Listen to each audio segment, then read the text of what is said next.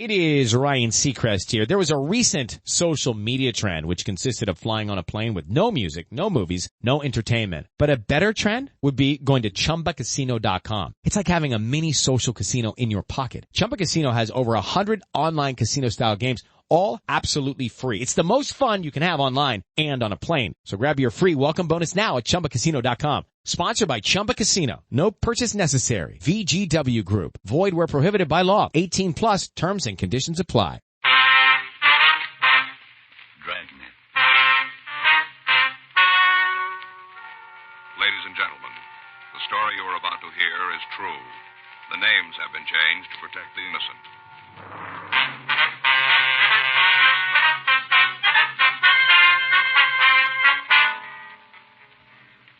You're a detective sergeant. You're assigned to homicide detail. A man has been shot in a cheap hotel in the downtown area. There's no apparent motive for the attack. No lead to the identity of the assailant. Your job? Find him.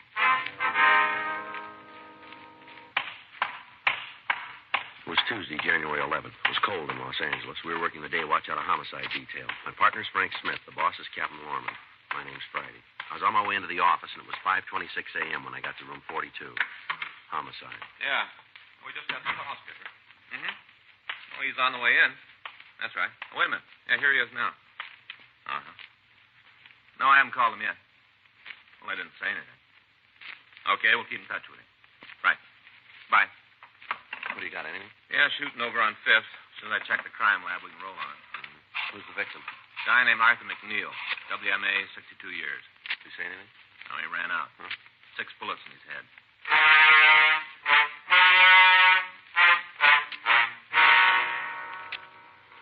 The Dragnet Hotel was located on 5th Street between Turner and Banning. It was an old, run-down building. A wooden sign over the entrance advertised rooms, 75 cents per night. Weekly rates available. Frank and I climbed one flight of wooden stairs that led to the lobby. By the time we'd gotten there, 2 black and white cars had arrived, and the uniformed officers were attempting to restore some sort of order in the place. We talked with them briefly, and then we met Mr. Ted Brendel, the night clerk who'd placed the original call. I know what's going on, I tell you. No reason for me to try to hide nothing. I ain't mixed up in it. We didn't say you were. What? I say we didn't say you were involved. We just want to find out what happened here. Oh, come on into the office. Can't hear a word you're saying. Come on. Come on, talk in the office. Now then, fella can hear yourself talk. Sit down. Thank you. Just throw the clothes on the floor, toss them down, and take a seat. Yes, sir. Yes, sir. Now about the shooting. I was just finishing up, and all of a sudden I hear these noises, you know, like pow, pow. Loud, sharp. Yeah. Wasn't sure what they was at first. A lot of noise around here all the time. People falling out of bed, bottles breaking, stuff like that. Mm-hmm. It was loud enough, though. I figured I ought to take a look, so I went upstairs. Yeah. A couple other people were out in the halls trying to find out what the hullabaloo was all about. Wasn't anything to let anybody know. Yes, sir. Then I come to Mr. McNeil's room, 319 on the left. Mm-hmm. Door was open, wide. I looked in. There he was. McNeil? Yes, sir, laying right on the floor. Just kind of sprawled around like it just dropped there. Yeah. I called to him. He yelled. Light wasn't on the room. Couldn't see too good. Didn't know right off. Then I went in. Yes, sir. Dead. Mm-hmm. Called the cops. Told them it was a killing. Said for him to come right then. Did you go in the room at all? Well, just to look at Mr. McNeil. As soon as I saw what happened, I turned around, run to the phone, called the cops. What can you tell us about this McNeil? Oh, not much to say. Quiet. Didn't cause no trouble. Didn't drink. Paid his rent on time. Mm-hmm. Do you have any relatives in town that you know of? Didn't hear him say nothing. Is there anything else you might tell us about it? No, nothing right off. All right, thank you. You going up to see the room now? That's right. Sure don't make much sense. What's that? Why anybody do it? Plain little guy. Nothing about him make him stand out, take any notice. Mm-hmm. Mind his own business. Got along with all the guests. Wasn't anybody paid any attention to him. You got it wrong. What? Somebody did.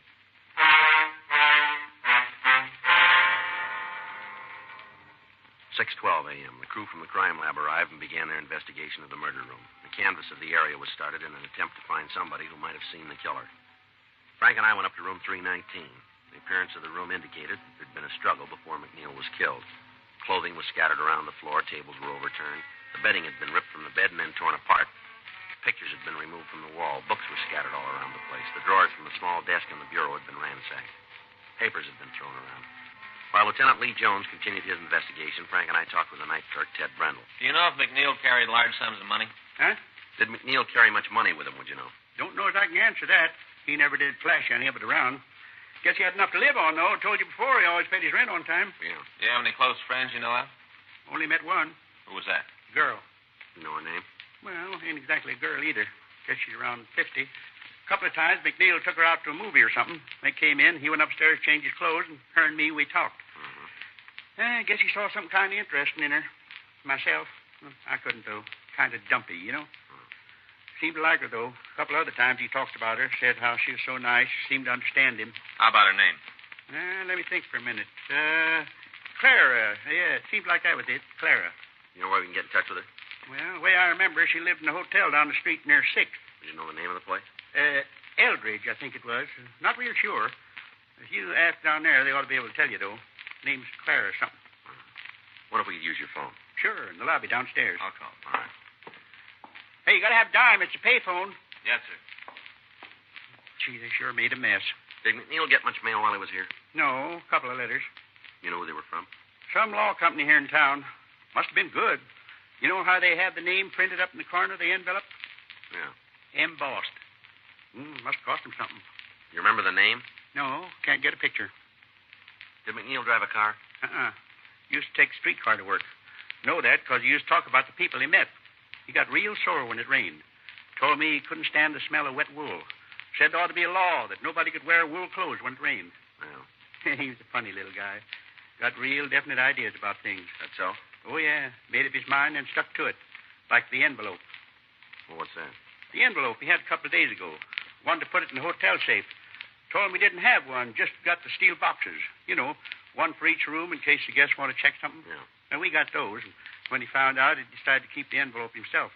He tell you what was in it? No, just acted kind of mysterious, like it had something real valuable inside. When he found out there wasn't safe, he told me he'd keep it with him. But he didn't give you any idea what was in the envelope? No, just plain white, little, you know, like you mail a letter in. Yeah. How about it? You find a woman? Yes, sir. I'll see you in a minute, Joe. Yeah. Want to excuse it? Sure. What do you got? I want to check the hotel. The woman's name is Clara Fabian. Yeah. She checked out 30 minutes ago.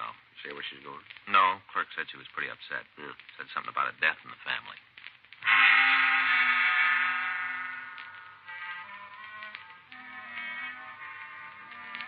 Frank and I went over to the Eldridge Hotel. We talked to the manager, and he told us that the Fabian woman had left hurriedly. We checked her room, but we found nothing to indicate where she might have gone. We called the office and had the name run through R&I. We found she had a record listing several drunk arrests and 2 convictions on bunco charges. Her picture was pulled and shown to Ted Brendel. He identified her as McNeil's friend. From her package, we obtained the name of a sister living in the Los Angeles area. 7:21 a.m., Frank and I drove out to talk to her. At first, she refused to tell us anything, but after questioning, she admitted that she'd heard from Clara Fabian that morning. She'd called to say that she was checking into a hotel on South Spring Street. When we got to the place, the desk clerk told us we'd find her in the coffee shop. I guess that's her. Yeah, it matches the description. Yeah. Clara Fabian? Yeah. What do you want? Police officers would like to talk to you. Oh, nothing to do with no cops. It's my partner, Frank Smith. My name's Friday. I told you I don't want to talk to you. Go away. Afraid we can't do that. Why? Some kind of law? Don't know what you're after, but I ain't going to help you. My fill of guys like you all the time giving me nothing but trouble. I'm clean. Don't owe nobody nothing. Now leave me alone. You know a man named Arthur McNeil? You're going to get out of here. All right, Miss Fabian. If you don't want to talk here, we'll go downtown. What about McNeil? You know him? Yeah, When'd you see him last? about midnight. Where? We had dinner. A couple of drinks. I drove him home. How well do you know him? He wants to get married. Do you know where he worked? At his own place. Some kind of chemicals. Can you give us the address? What are all the questions about? Something wrong? Police matter. Why don't you tell me what this is about? Questions you're asking. For all I know, I might be saying the wrong Well, thing. if you tell us the truth, you won't be saying the wrong thing. Well, will I got your word on that. What's the matter? Something happened to Arthur? you? Yeah. What? He had an accident. Where? Down at the chemistry place? No, at his hotel. What'd he do? Fall down the stairs? No. Wouldn't be surprised the way he lushed up last night. Boy, I never saw him so loaded. That's all? Yeah. A couple of drinks and he's on his way to outer space. Only takes 2 or 3. Mm-hmm. He had more than that when I met him. Some kind of a celebration. What for? Hmm? What was he celebrating? Some kind of an invention he was working on. Told me it'd taken him over 5 years, but he did it. Said we'd be on the easy street. Big pictures about the money pouring in, all we could use. Yeah. And that's what caused the fight. Mm-hmm. You see, all the time we've been going together, he's been giving me that line about lots of money. How he was going to make this invention and be a millionaire all the time, talking like that. Yeah. One look at him, and you know it was all in his head, nothing to it. I told him to stop it. Told him 100 times. Didn't do any good. Finally blew up. I couldn't take no more. This was last night, huh? Yeah. We had dinner, and he showed me an envelope. Said it was the invention in it. Big deal. He was going to be rich. Went on and on about it. I tell you, I think he was a little cracked. Wanted to drive to Vegas right then, get married. 10:30, and he wanted to leave then. Yeah, right. I told him he was off the beat. I said it right to his face. Mm-hmm. Made him mad. Real sore. I think a lot of it was the booze. You know, courage. He can't handle drinking at all. Yeah. Told me that if I didn't go with him right then, we'd call the whole thing off. Stop seeing each other. Mm-hmm. I told him it was all right with me. Never meant to get married anyway. It's something to do to pass the time. I wouldn't have really got married. What happened then? I took him home. Dropped him at the hotel. Where'd you go then? Back to my place, got ready for bed. Guess it was about 11 when he called, real mad. Carried on, yelled and screamed and said I'd be sorry. Finally, I couldn't take it anymore and hung up right while he was talking. A couple of minutes later, he called back. I wouldn't answer the phone, and then when it stopped ringing, I told the boy at the desk not to ring my room anymore. Yeah. It didn't bother me at first, and then I got to thinking about it. A little crackpot. I tried to do something, so I decided to get out. That's why you left the hotel. Yeah, the way he was lushed up, things he said, no way of knowing if he was going to cause any trouble. All I knew was that I didn't want no part of it. Yeah. This accident. Something serious? Yeah, that's right. In the hospital? No. How bad's he hurt? As bad as you can get. This isn't a joke, is it? No, it's no joke. If it is, I don't think it's very funny. It's no joke, lady. He dead? That's right. He do it himself? Looks like he had some help. Poor little guy. It's kind of funny to think about it now. I used to figure he was cute, the way he was always bringing me presents. Oh, not big, you know, but like a bunch of flowers or a book, little things. Mm-hmm. Funny to think about it. I can hardly imagine him being dead, poor little guy. You know who did it? Not yet, no. We hope you might be able to help us. Why? It is Ryan Seacrest here. There was a recent social media trend which consisted of flying on a plane with no music, no movies, no entertainment. But a better trend would be going to ChumbaCasino.com. It's like having a mini social casino in your pocket. Chumba Casino has over 100 online casino-style games, all absolutely free. It's the most fun you can have online and on a plane. So grab your free welcome bonus now at ChumbaCasino.com. Sponsored by Chumba Casino. No purchase necessary. VGW Group. Void where prohibited by law. 18 plus terms and conditions apply. Gee, Nobody seems to know much about him. Can't find any close friends. Nobody would want to see him dead. he never talked about anybody to me. Did you ever mention a lawyer to you? No. Can you give us any idea where he worked? What, you mean the chemistry place? If that's the place, yeah. Uh-uh. Never said exactly. I think it was some kind of store, though, with the windows painted. He talked about the invention, said he had all the stuff to make it with, but he never told me where it was. All right. Anything else you can tell us about him? Well, nothing. All right, thanks, Miss Fabian. For what? For what you have been able to tell us. Don't seem like it's going to be any help. Are you sure this ain't some kind of a joke? No, ma'am. And he's really dead? Yes, he is. Yeah, poor little guy. Well, if you think of anything, we'd appreciate a call. We'll leave you one of our cards. Oh, thanks. I remember something, I'll sure let you know. All right. Can you tell me how it happened? He was shot. Oh, maybe it was an accident. You know, whoever did it didn't mean to. No, that's not likely. Maybe. You've heard where a gun goes off, somebody killed. All the time you read about in the papers. Gun goes off accidentally. No, not 6 times.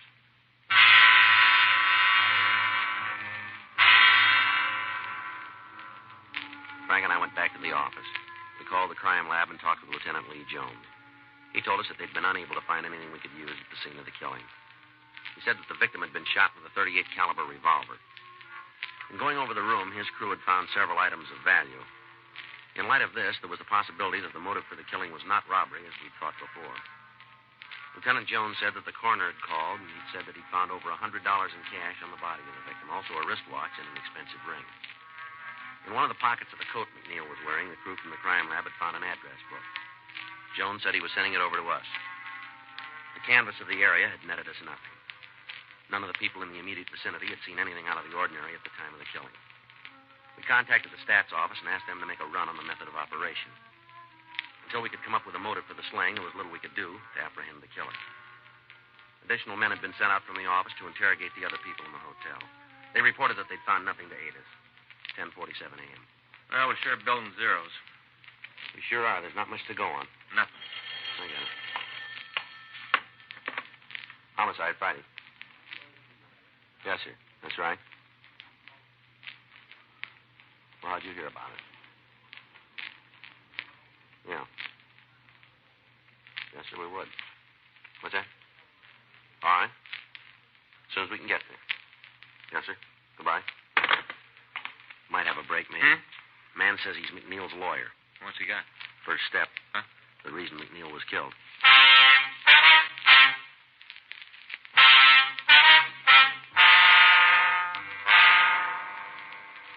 Frank and I left the city hall and drove over to the address I'd been given on the phone. After a few minutes' wait, we were shown into George Casper's office. We identified ourselves, and he asked us to sit down. Terrible thing to have happen. Yes, sir? I heard about it on the car radio this morning while I was coming to work. You're Mr. McNeil's attorney, are you? Yes. Have been for over 10 years. On the phone, you said that you knew why he was killed. That's right. I feel a little silly about it now that you're here. It all seems pretty melodramatic. Like, tell us about it? It's McNeil's formula. What, sir? For the past 8 years, McNeil's been working on a new type of explosive for commercial use. I see. It's supposed to have a lot of advantages.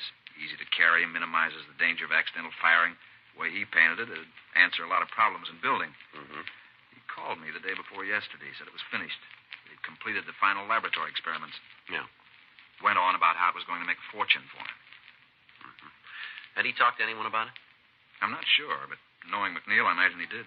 Why'd he say that? Well, these experiments got to be an obsession with him, about the only thing that mattered. A couple of times when we were out someplace, he'd have a few drinks and start talking about the explosive, loud enough for anyone near him to hear it. Mm-hmm. Do you know where he worked? Yes, small place out in the valley. I can give you the address if you want it. Yes, sir, we'd appreciate that. Have you any idea who might have killed him? No, sir, we're working on it. Mm-hmm. Was there anybody he was close to? You mean socially? That or in business? No, can't think of anyone. There was a girl. He spoke several times of marrying her. Sorry, but I can't tell you any more than that. I don't know her name. All right, fine, Mr. Casper. Does he have any relatives here in town? No, he made a will several months ago. Left everything to one of the industrial schools. Not much. Lab equipment, a few books. Mm-hmm. Anything else you can tell us about him? No, I'm afraid not. Most of the time he's pretty quiet. Kept to himself. Once in a while he'd go on a bender. Might last a couple of days. When he was on one of those drinking bouts, he'd get in some kind of trouble. Loud talk, something like that. Nothing serious. All right, sir. If you'll give us that address, we won't take up any more of your time. Yes, of course. I can understand why a fellow was silly about calling you. What's that, sir? Explosives, spies. Sounds like something in a movie. Mm-hmm. I don't imagine there's anything to it, though. As far as I know, McNeil might not even have finished the formula. Might have been just another of his stories. Yeah, that's right. He was always telling whoppers. I guess a psychiatrist would say he was trying to find some way of justifying himself. Is that right? Seemed to be a big thing with him. To find a way of making himself heard about. Well, it kind of looks like he found it.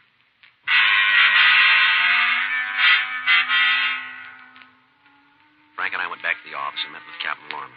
We discussed the possibility of McNeil being killed by somebody who wanted the chemical formula.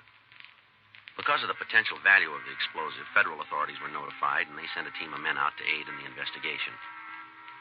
The next morning, Wednesday, January 12th, we picked up a list of similar crimes from the stats office. In checking out the victims, we got the same description of the thief from each one of them.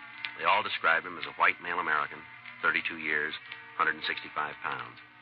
In each case, the thief had followed the victims and attacked them as they entered their homes. The last robbery had taken place 3 weeks before on December 23rd. During the commission of the crime, the victim had been wounded.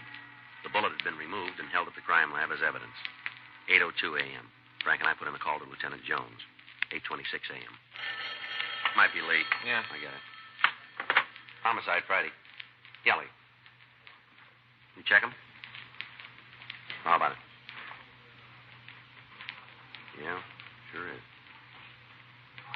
Yeah. Now all we got to do is to make it do some good. Right. Thank you, Lee. Bye. What's he got? Well, he checked the bullet from the last robbery against the ones that killed McNeil. Yeah. Same gun. Additional local broadcasts and APBs were gotten out carrying the description of the holdup man. Victims were asked to come to the city hall and recheck the mug books in the hope that they might be able to identify him. A check of McNeil's workshop failed to disclose any evidence that he'd been working on an explosive. A week went by without any new developments. Thursday, January 20th, Frank and I got back to the squad room. Well, sure looked for a while like it was going to go. Yeah, it did. I got it. Homicide Friday. Yeah, Jim. Mm-hmm.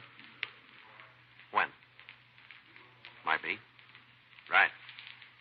Right now. Right.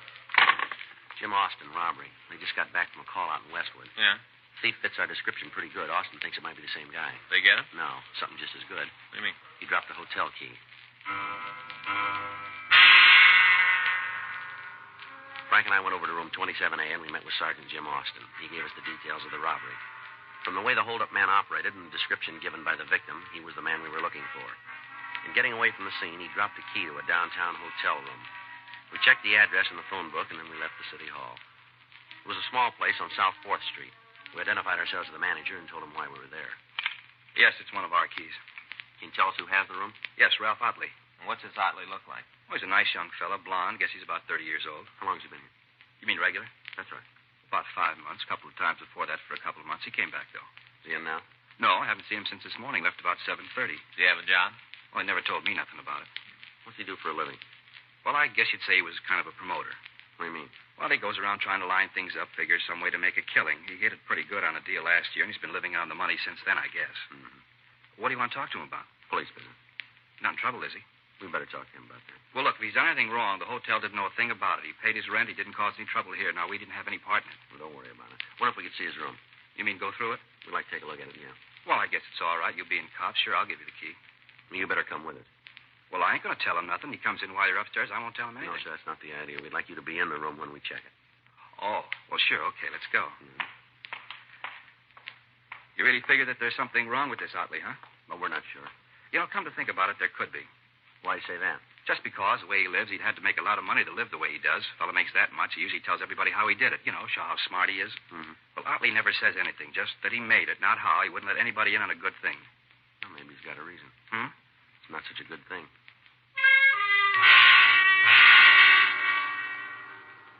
In the company of the manager, Frank and I checked the suspect's room. In one of the bureau drawers, we found a box of shells for a .38 pistol. There were also several items that had been listed as stolen in previous robberies. We returned to the lobby of the hotel and we waited for Otley to come in. 4:30 p.m., 5:30, 5:45. Joe. Yeah. Hi, Sid. Hello, Mr. Otley. I lost my key someplace. You got another one? Yes, sure I have. Might have left it in the room. I'll check. Sure. Now, let's go. Yeah. Any calls for me today? No, sir, no calls. Stand still, Otley. Police officers. Hey, what are you doing? Don't turn around. I'll take it. .38 revolver. Hey, what's this all about? I haven't done Get anything. your hands back of it. Hold still. You know you got the wrong guy. Keep telling us that. Taking me in for robbery, huh? That's one of them. What do you mean? We're booking you for suspicion of murder. Robbery. That's all you got me for. I'm not going to stand no killing beef. You keep believing that. I will. You're going to tag me with anything more than a 211. No, let's go. Grab him, Frank. Here. Wait a minute. Hold it up, Otley, or I'll shoot.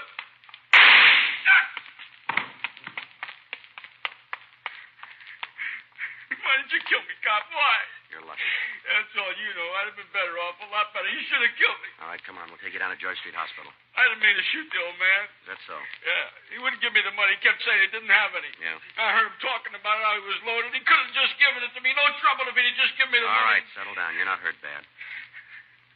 Oh, he started yelling. I had to shoot him. I had to. It wasn't any other way. You should have killed me. That's why he took off, so you'd kill me. I wish you had a... Well, don't worry about it. Huh? Maybe it'll turn out that way.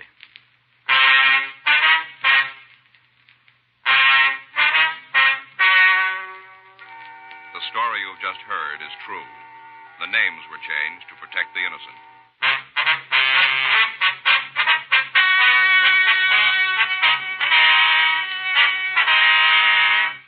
Ralph Neville Otley was tried and convicted of murder in the first degree, and and received sentence as prescribed by law. The jury returned a recommendation of mercy, and the suspect was sentenced to life imprisonment at the State Penitentiary, San Quentin, California. You have just heard Dragnet, the authentic story of your police force in action, and starring Jack Webb, a presentation of the United States Armed Forces Radio Service.